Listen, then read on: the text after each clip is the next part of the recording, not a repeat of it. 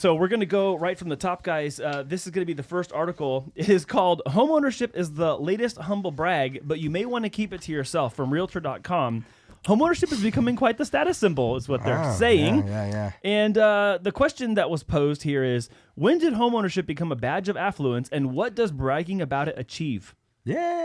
Hey, he owned something, So right? what came to mind was, I wonder how holiday conversations go for those that bought, before 2021 and got a 2.5% rate, to those that, tried to buy last year that got squeezed out, to the ones that had to buy in 2022 when rates took a hike, and they're all over the spectrum, I bet. You know what? You could brag about that because I did at the right time, right? Like, hey, I was a genius to take advantage of that opportunity. So I think the way the question is even posed is obviously we know what the humble brag means. First of all, we know what a humble brag is. Like, oh, yeah, I bought a house. It's kind of a passing comment. Yeah. I just did this thing that not a lot of people can do right now because of affordability and whatnot.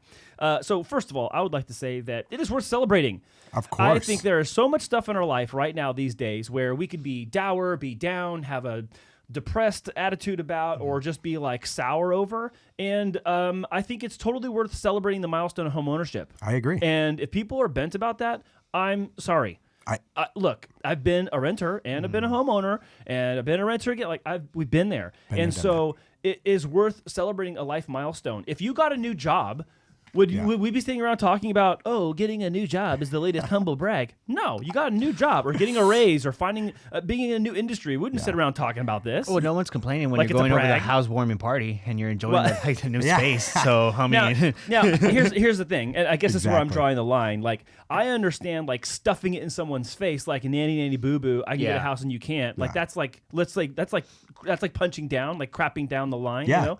But like that's not what this is really talking about. This is more of like as a social norm. Should you be talking about home ownership and achieving it? And some people are saying no. So if you notice, anything that you do on social media, and not just home ownership, everything that you go out and do and experience is catered towards how can I showcase this in my social space so that I can let people know that I experienced this, I was here.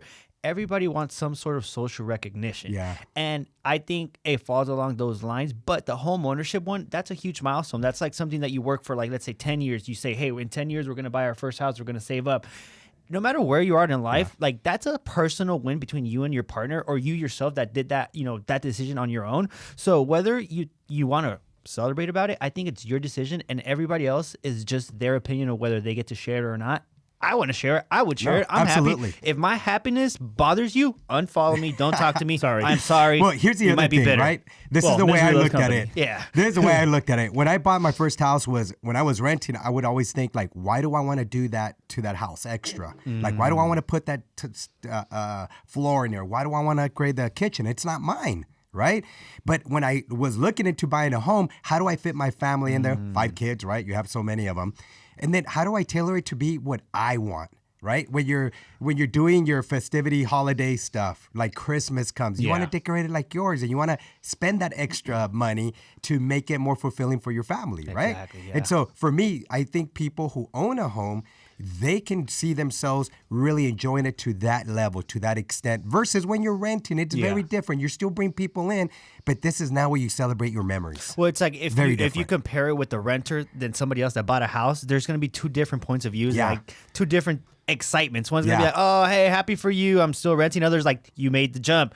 I know what it is. I know what you're going through, those extra expenses, but they're all worth it down the line. Like, hey, I'm 1 year in, you just got started. Hey, it's going to be okay on the other side. And I think what you're describing is important for a lot of people because it's pride of ownership, that's it. Not prideful ownership. And I think that's kind of what this is like, hey, these are people that are like, let's say, flaunting that they own a house. And, some of the things they're talking about is that people putting like homeowner in their like dating profile.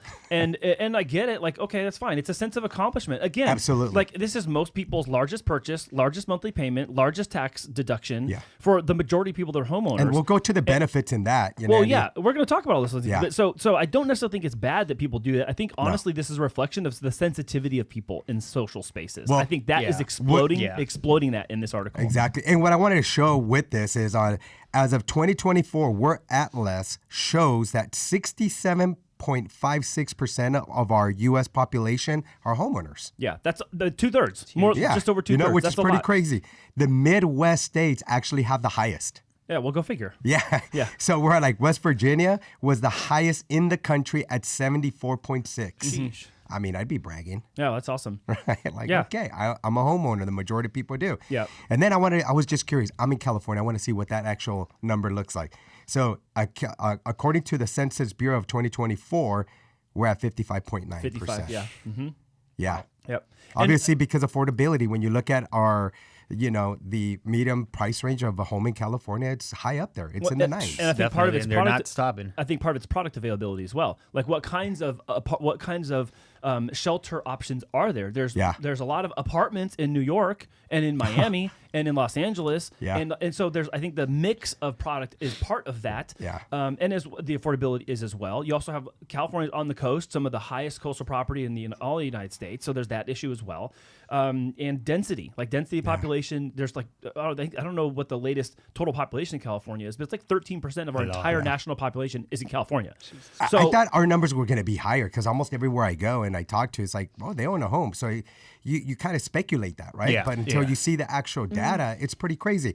I'm not actually surprised by it because there's a lot of pedestrian people in California. A lot of people come here and they don't root here. They just come here and then they leave here. Or they're from here and they leave somewhere else. So, I mean, we talk about this all the time when it comes to military. Not everyone that comes here gets PCS stays here or buys a house here. Now, they do end up buying homes with you guys, and those people root here or they keep this one when they go PCS somewhere else. But the majority of people don't. Yeah, no, very true. One of the things that I wanted to bring back from the article was homeownership as a status symbol. And I wanted to ask you guys, because they speak about the American dream. They say by the late 1940s, being able to purchase your own affordable, 1940s, exactly right. I want to ask you guys something about the 40s. Yeah, 40 years before you were born. Just so I can bring it back. By the late 1940s, being able to purchase your own affordable starter home was key to achieving American dream. So since the 1940s, I mean, we're all different age spectrums. So what does the American dream mean for you? What does the American dream mean for you? And I'll say what American dream means for me. Well, you're talking about the generation that broadly was serving in World War II. Exactly. And then they came back and they was like, get an American job and buy a house. White picket fence, family of 4. That was kind of like the cookie cutter American solution. And homeownership was part of that. Obviously, so much stuff has changed economically. So much stuff has changed in global economics even. It's just too deep to get in all that. The point, though, is that was a way for people to achieve the American dream and own a piece of the land, own a piece of what it is you fought for and you stood by. And it broadly changed. A lot of variables changed, and it's going to continue. And it's going to continue that way. But I think that is when you look back, you're coming out of the Great Depression, out of the late the Depression of 1929, the great crash, and then you had the World War II, 1941 to 1940, whatever, 1944 or 45. I don't exactly remember the exact date. Sorry about that. Versailles. Fact check in the comments. But I'm sure we will. The end of the 40s was go buy a house. It was go buy a house and start a family and keep your job. Eventually, you're going to retire and get that golden watch at your 50-year anniversary of working, and you're going to off to the sunset. Exactly. That was the blueprint, right? Yep. That's the blueprint that the traditions passed on to you. So I think those blueprints will continue to change. I think they've already drastically changed. 100%. We're seeing now, I agree with Andy. I think that's the American dream. For me, it was the American dream to still own the property and hang my flag out there and be proud of what I have, right? And hire my gardener and all that good stuff that goes with it, right? So it's been great thus far, but there's the benefits still kind of have other layers. No, 100%. I guess my argument is that I feel that the American dream isn't so tied down to buying a property anymore, and it's more geared towards, finding time, freedom, and being able to do whatever you want with whoever you want, wherever you want. Which real estate could still be a part of that plan. Correct. Yes, it's that you're not. It's that you don't have to occupy it. I think the difference is it used to be I'm buying a house because I'm going to live in it. I'm going to raise my family in this and keep it forever. Versus it's I own real estate still, but it's an asset for me. It brings income to me. Your generation is looking towards that. Ours is as well, but as a let's say a mutation of how it started, because we're kind of in this. We got one foot over here in the old way and another foot in the new way. It's not old new. It's what it is, right? It is. It's a blueprint. Everybody has a different blueprint. They're going to look at it different, and social media is going to portray it differently. So I think a lot of people are now realizing before it was real estate, just you're going to work your 9 to 5. Right? You're going to have this information. You're just going to go back to work, back and forth. And I think the most people at that point in time, they didn't even identify what they love doing most. No. Because they were used to just kind of following the herd, right? Now with social media and all these trends, it has a different meaning to younger people like yourself that now I could see other opportunities with it. It's not just staying in that one. That one is, most of the people we talk to now, they're like, yeah, my American dream is to buy a home, but that's not my forever home. No, yeah, it's crazy. I just spoke to clients today, and they own a house, and then they're like, "Hey, we want to buy another house." I'm like, "Well, what's the purpose? What's the goal? You know, what's the reason why? If you already have a house, you say your payments low." They're like, "Well, we're looking at an investment down the line." I'm like, "Oh, okay, now that makes a lot more sense." So, what are you guys looking for? They're like, something that we can work in, build that equity. I don't need something like, key turn ready. But what we want is our kids are older, they're gonna have families. So in the next 3-4 years, we want to position ourselves so that we're able to, cater to the growing family, and then use that as a pedestal to then get to that big house where everybody could be part. I was like, oh my God, I really wish more people saw it like this. But then again, a lot of more people are. Yes. And it's conversations that are, arising more and more and more. And like you said, social media, double-edged sword, the way that you use it and look at it. Yeah. But at the same time, it does have, those outlets that allow you to say that there's more that you can do. And now with everything that's, information at the tips of your fingertips, you can really see if it's something that you want to go into. I mean, it's encouragement. Like, hey, he's doing it. Why can't I? Yeah. When we first got in the industry, 2005, Andy, what was the thing? You buy a house and you try to pay it off. Right. Yeah, totally. We would do mortgage acceleration and teach people, okay, if you send a biweekly payment, you could take this down. You could take 4.5 years out of the life of the loan, right? If you put $200-$300 into it, you could actually pay it down and make it instead of a 30, because people used to see, 30, I'm going to 30 years to pay it off. Well, you could actually shorten the time if you do a biweekly payment and you add $200-$300. And there was a calculator we used for that, right? I love which is still very smart. Yeah, and so we teach them like you could take the position and create your own destiny depending on what your budget allows you to do. And I think that's a big part as well. Like, going back to one of the guests that we had on Friends of Mortgage Heroes, he's like, when I got to the military and it got to, the point where I was getting out and they're going to tell us about, what to expect in the civilian life. Yeah. We talked about the VA loan. They said, hey, 1-800 VA loan, here you go, call it a day. So he's like, I don't blame them. He's like, but they only passed down what they knew, and they passed down. Their job wasn't to tell me how to build wealth and do this and do that. Yeah. But I think it goes, in everything. Our past generations didn't have access to this data, and now, times are changing, so we're all able to provide that. Yeah, I think culture is changing some of that, and even here, and I think this proves kind of some of our point from the previous generation, but also what's changed is that people are looking for likeness. They're looking based on value. And, one of the things here about whether people are putting it in their social profile or not, they're a homeowner. And some people are saying, oh, that's braggy, that's off-putting. Someone else saying, like, hey, look, that might say as much about the values of the bragger as it does about the person who's looking for the person with a match of value. Oh, they appreciate homeownership? I do too. Maybe that's something we have in common. So it's not necessarily that it's a clash and it's like polar opposites, magnets pushing off each other. It might be that's the other way, which is that attracts me to that person because that is a shared value. Yeah. And that's about finding your person. Yeah. And I think there's, you're eventually going to have that conversation, whether they say it in their profile or not, and you find someone on a dating app and you're like, oh, okay, well, do you want to have dinner? And do you want to da-da-da-da? Like, yeah. All right. Or you're going to talk about it at some point. Or there's somebody on those dating apps looking at this like, time investment?